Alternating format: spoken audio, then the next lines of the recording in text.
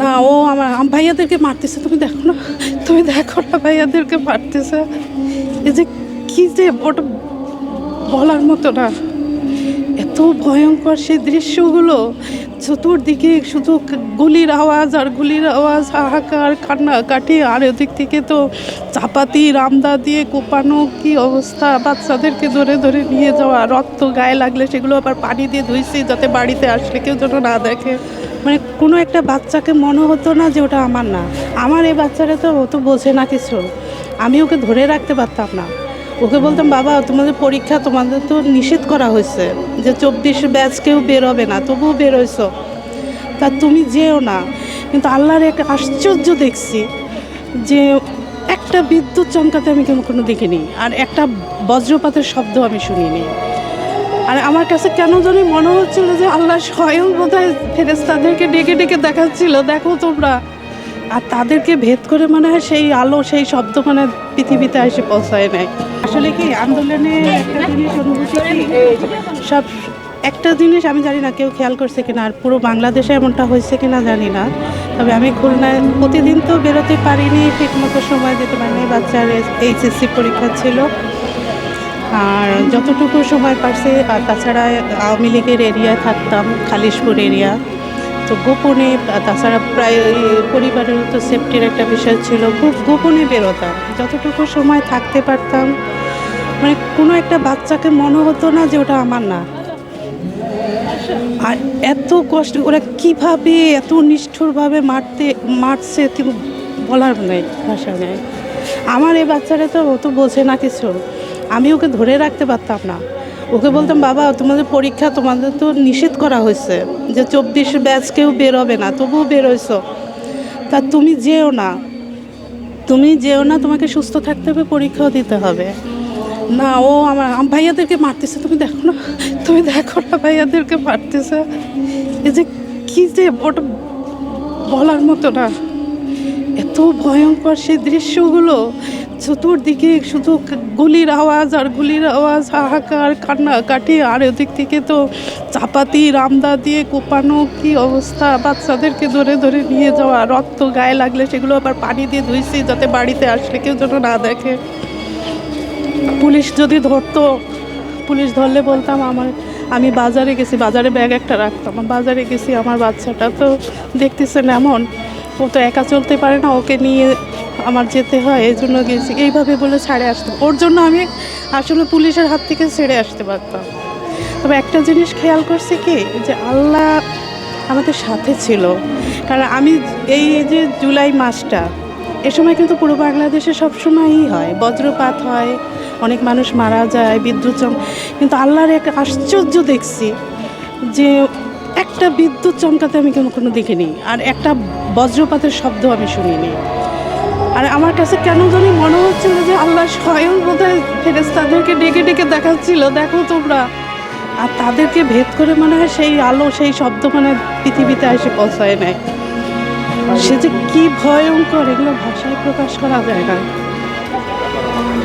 প্রত্যেকটা বাচ্চা এক এক সময়, আমি কি কত গার্জিয়ান, কত মা নাকে ঘর থেকে ওই নিয়ত করেই বেরোতো, বাচ্চারা অনিয়ত করে বেরোতো যে খাবার তো পাবো না, আমরা রোজা রাখি।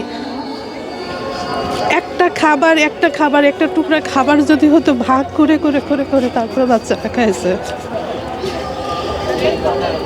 আমরা মায়েরা অনেক সময় তো অনেকে প্রশ্ন করে, সবসময় বিরক্তও লাগে, প্রশ্ন করে যে এরা টাকা পাইছে কোথায়? আরে প্রতিটা পিতা দিছে, প্রতিটা মা দিছে, আমরা জানি আমরা কিভাবে দিছি।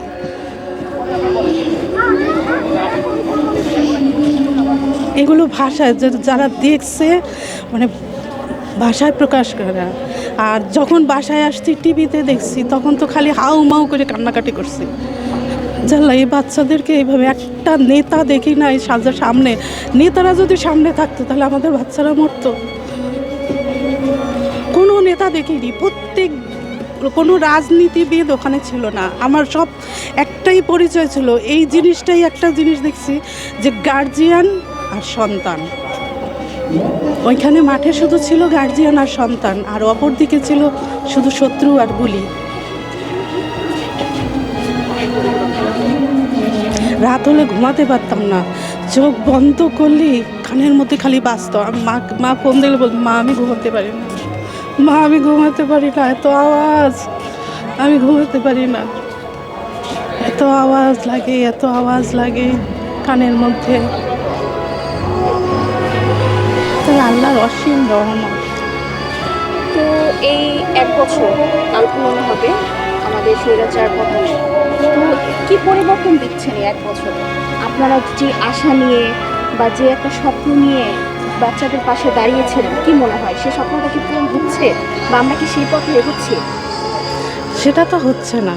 সর্বপ্রথম শত্রুদের টার্গেট হলো কি শিক্ষা প্রতিষ্ঠানগুলো হুলস্থুল করে দেওয়া, সেটাই করতেছে। আর মেয়েদেরকে প্রশ্নবোধক করে তুলতেছে।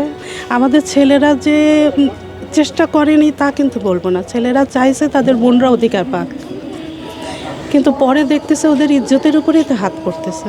তখন ওরা বাধ্য হয়ে চিন্তা করতেছে যে আমাদের বোনরা সেফ থাক।